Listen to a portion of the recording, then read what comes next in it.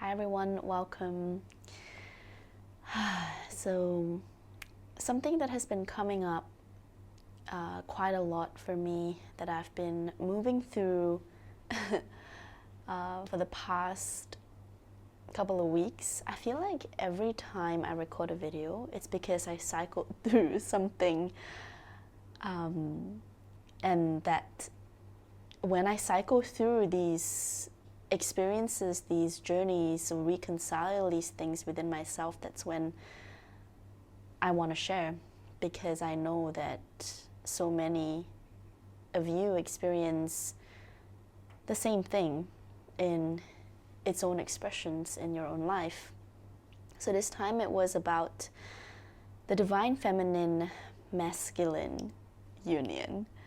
And I know that this few words, the phrase of divine feminine masculine union, this triggers something so deep within you, because it for sure did for me. And when it did for me, I didn't exactly knew what it was. Perhaps it was a part of me that so deeply want and desire this union. Yes, there was a part of me, right? But what I realized today, what I realized I've been processing and releasing, is actually the false projection of divine feminine masculine union. That was the undercurrent of why this thing just didn't resonate with me fully. It's because of the false projections. It's because of the false templates of what a divine feminine masculine union should even look like. And you know how when you see reels on Instagram or like TikTok videos, I mean, I'm not even on TikTok because the energy there is just something else that I can't bring myself there. Like, I've tried.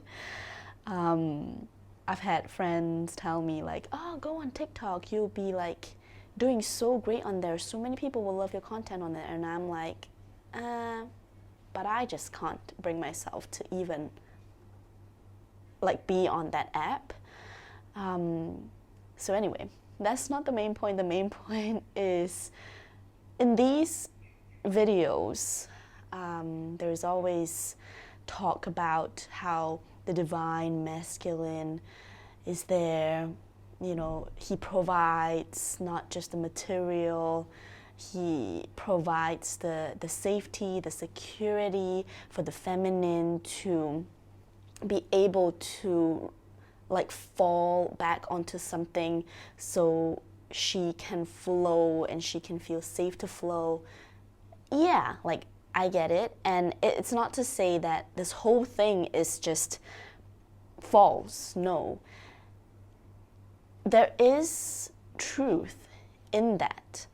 However, there is a projection or an expectation of what the masculine in a relationship should be like. There is a lot of pressure on the men, actually, or not just the men, but any person who identifies or who resonates with the masculine energy. There is a lot of pressure being the masculine energy in the relationship, with all these expectations of this person should, you know, be able to provide not just the material, but, you know, the physicality, being able to fix the light bulbs, being able to fix the broken pipes, being able to, you know, bring the goods home. The ability to not only do that, but also provide that emotional safety for the feminine, for the partner in the relationship. And there was this moment in my meditation today where I felt so deeply for the men in relationships, the masculine in the relationships. I felt their pain.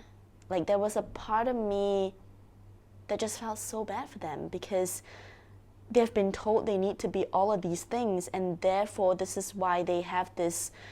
I always struggle to explain this masculine energy, because to me the word that's coming through is hard. Like, you get what I mean. Hardness as in the energy of, like, I have to be strong, I have to be this thing, this person that cannot break. Like, that is the kind of energy that I sense from the masculine in the collective right now. And there is a breaking point. Like, there is a breaking point to everything. And I feel like the masculine is, the collective masculine is at the brink of the breaking point. And I just felt so deeply for them. And I was like, wow, I haven't really put myself in their shoes, wasn't able to, until that point in my meditation where it was shown to me and reflected to me. And I just said sorry to the men in the relationships that I've had before, and to all the men in the world. Like, I'm sorry for all of this that you had to go through. And even though you might not be consciously aware of it, that pressure is unspoken. There's an unspoken expectation in the field, lingering in the field in every relationship. And the men, the masculine, they feel it. They pick up on it. And there's a part of them that feels like they need to be that in order to be worthy of love. So there's not only the distorted masculine energies or the distorted feminine energies. They have been talked about a lot in, the spiritual community. But there is also distortion in the union of the feminine masculine energies. The distortion of this expectation, right? The projection of these expectations. And all this had to really fall away in my own field to make me realize and reflect on the fact that, like, who said that the masculine needs to be all of these things in order for the feminine to feel safe? In fact, that is also a projection of the wounded feminine. It is a projection of what is within us that hasn't been in union, that is misaligned. The divine feminine masculine energies within ourselves that haven't reconciled themselves, haven't come together in union. That is what is causing the projection into the relationship, into the outward projection in a relationship of a divine feminine masculine union. So what I really realized is that in a relationship, and not just in a relationship, even it's inside, because relationships, you probably notice now that everything outside that we're experiencing is a reflection of what's within. And what we see in the relationship dynamics that are happening in the collective right now, or let's just say like what you're experiencing as an individual, is really showing you what you haven't reconciled within yourself. Key thing that is coming through is safety. Safety, not material safety, But first, emotional safety. So in your relationship, whether it's with yourself or with your counterpart, do you feel safe enough with this person, so much so that you feel like you can, when you need to cry, you don't have to hold back yourself? When you need to be yourself, do you hold a part of you back because of the fear of being judged, because of the fear of being misunderstood? Whatever fear that is there a part of you that is holding back from being the true you? Do you feel safe enough to be vulnerable? Like when you're actually at your most vulnerable state, where you don't want anybody to see you in that relationship, does this person make you feel safe enough to be seen in that state? That is a very clear sign of emotional safety or the lack of that. And I know that for a lot of you, realizing this is like a big shock to the system, and maybe even a part of you doesn't want to acknowledge that, because maybe you're in a relationship for a long time, decades, and you just feel so safe in that comfort zone, and your brain just can't even comprehend the possibility of being out of this relationship, being single, or being in another relationship. Like, it just can't comprehend, because you've been in this relationship for such a long time and you feel comfortable, and there's technically no red flags at all.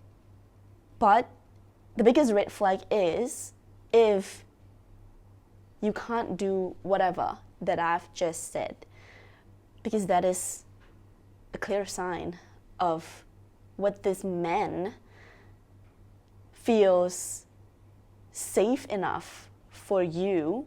And I'm not saying safety as in whether he has the muscles to protect you when you're in danger, or whether he has the money to protect you, or whether none of those material physical things, but inside, like it's inside. And a lot of the times this can be so subtle that you usually won't even pick up.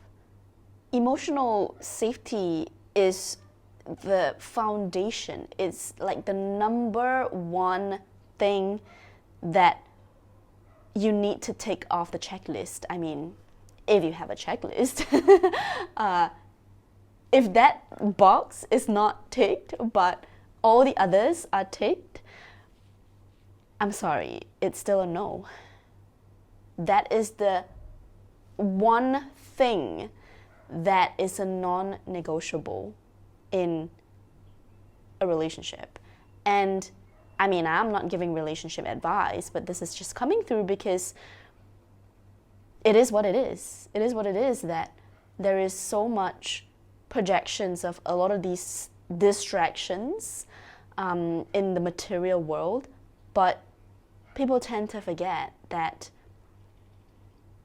what really is the key is that deep connection and the emotional safety. Because when that is there, everything else falls into place. And I know, like, some people will be like, you're kidding me. Like, emotional safety and money, like, I can feel safe with this person, but if this person doesn't have the money, then how am I going to feel safe, right? That's a debate. But the reason why this is even there is because you still have that belief, or limiting belief, that the man needs to provide financially, or you still have that limiting belief that you will not attract men that can, provide for you financially. The thing is, who said even that the man needs to provide financially? Like, what is this rule? Where did this rule come from? This was the main thing that was coming up for me to release. And, having said that, moving on to this point on the inner reflection, that everything outside is a reflection of inside. When we talk about divine feminine masculine union, it is not just relationship-wise or two people coming together. It is that within yourself. And we've heard about Shiva and Shakti energies inside, Shiva being the masculine archetype, masculine energy within us, and Shakti being the feminine, the divine feminine energy within us. We have these two energies, and from my own, I can only talk from my own experience, right? So from my own experience, I've always had this, I guess, misconception or a false projection that if I unite my masculine and feminine energies together, then that means that I actually need to solve all the problems myself because I need to be the masculine, right? I need to, be that strong person for myself. And I felt this weight that was on me. Like, it's tiring to live like that. And here's the thing that I'm going to help you blast away is that, like I said before, who said that the masculine needs to do all of these things? It goes back to the basics, which is emotional safety. Can you be there for yourself? Can you commit to yourself? If there is a day where you are in danger, or if there's a day where you just completely lose everything, it is you that will tell yourself, I'm here for you no matter what. You don't need a man to tell you, I'm here for you no matter what. It's within first. So that is the masculine inside of you. It is not about fixing the light bulbs. It is not about the money. It is not about catching the cockroaches or, protecting you from danger. It is not about that. It is actually that state within, the commitment, the devotion to yourself. That is the key. And when that happens for yourself, that is when everything else will come. Like the universe will literally provide you with that person that needs to fix your light bulb.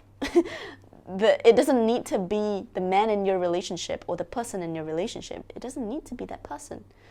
Why can't it be someone else, right? And the money will come. It will come when you feel emotionally safe.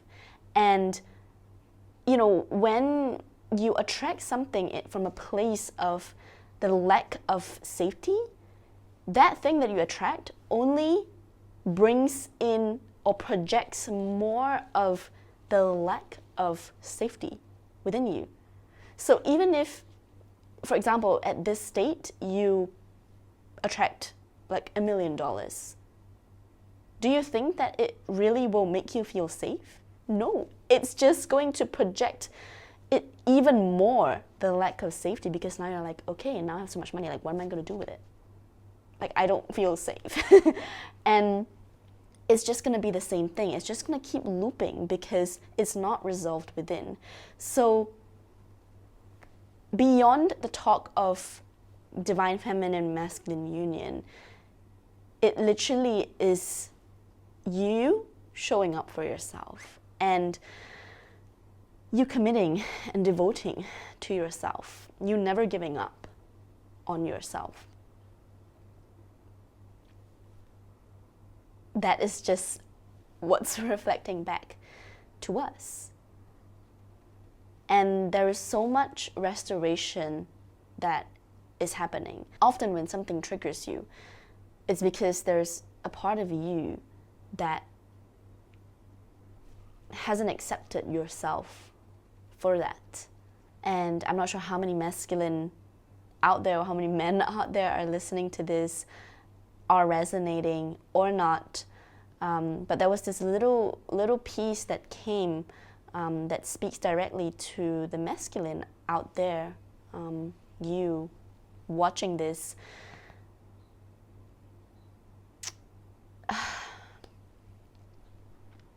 There is a lot of distortion.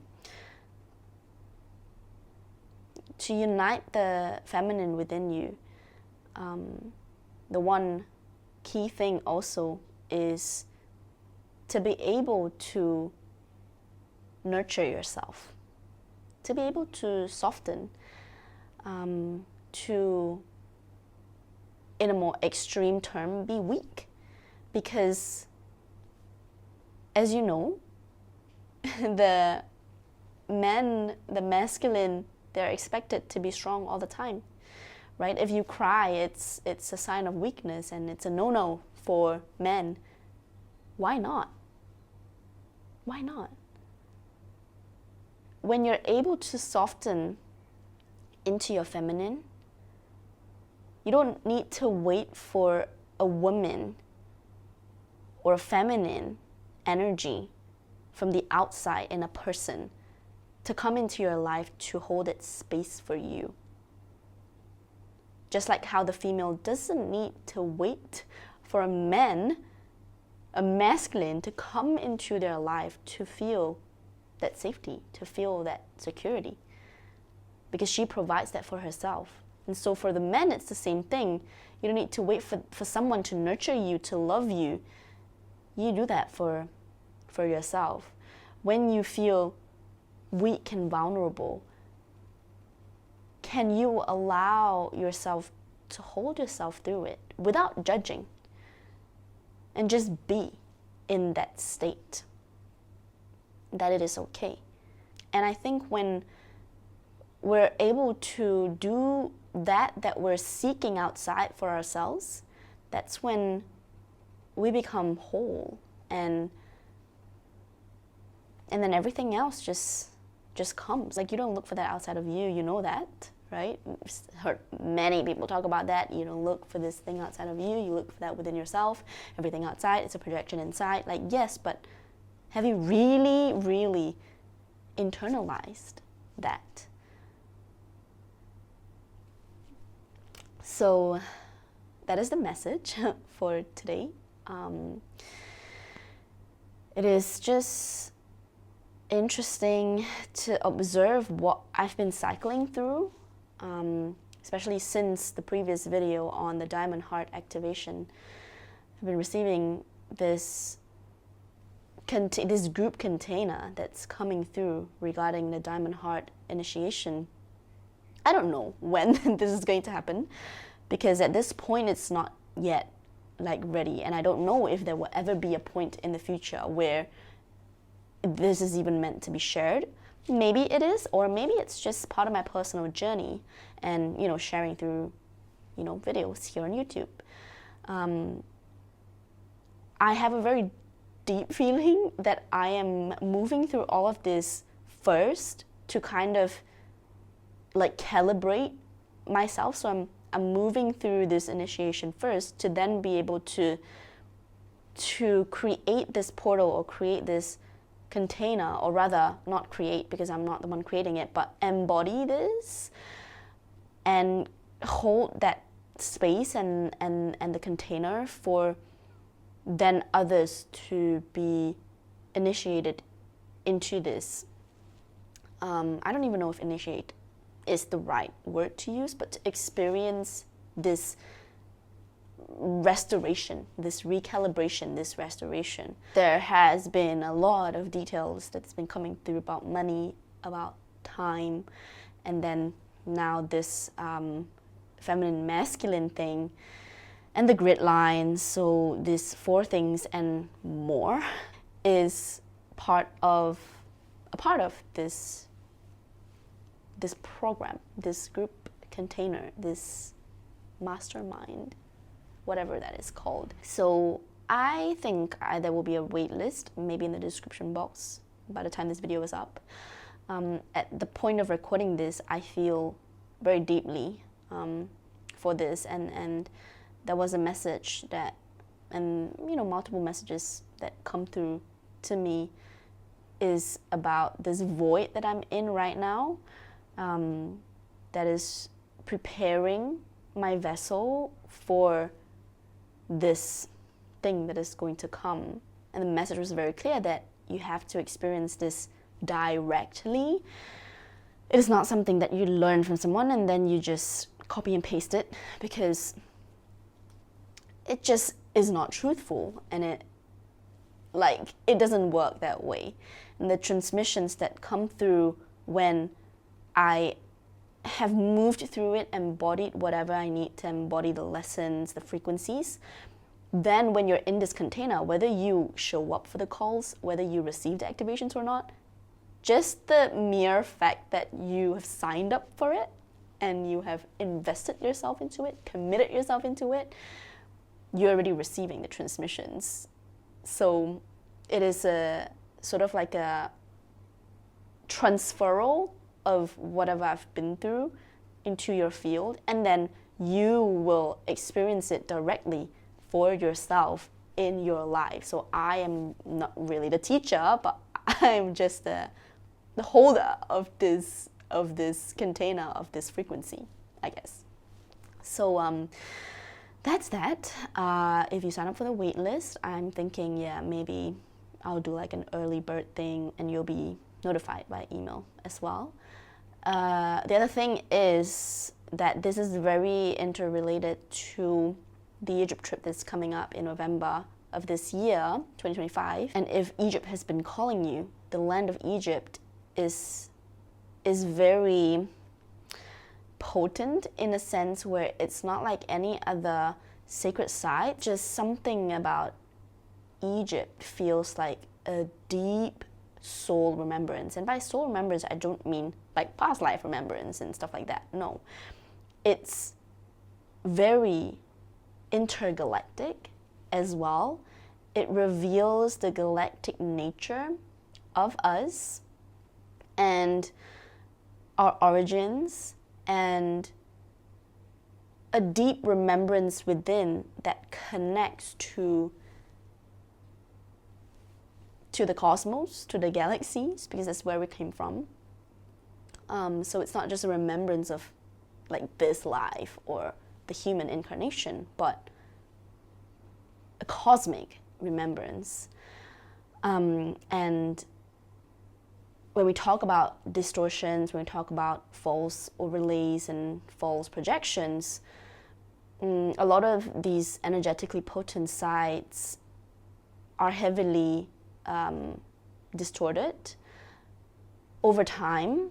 And if you're feeling called, then you are part of this group of people who are being called to go there to clear these distortions, to really restore the divine templates, the divine architecture, the divine matrix. Quite literally, your presence is already doing the work. And you might not even know it, that perhaps a desire to go somewhere for a vacation is actually in disguise as, and in disguise I don't mean it's a bad thing, right?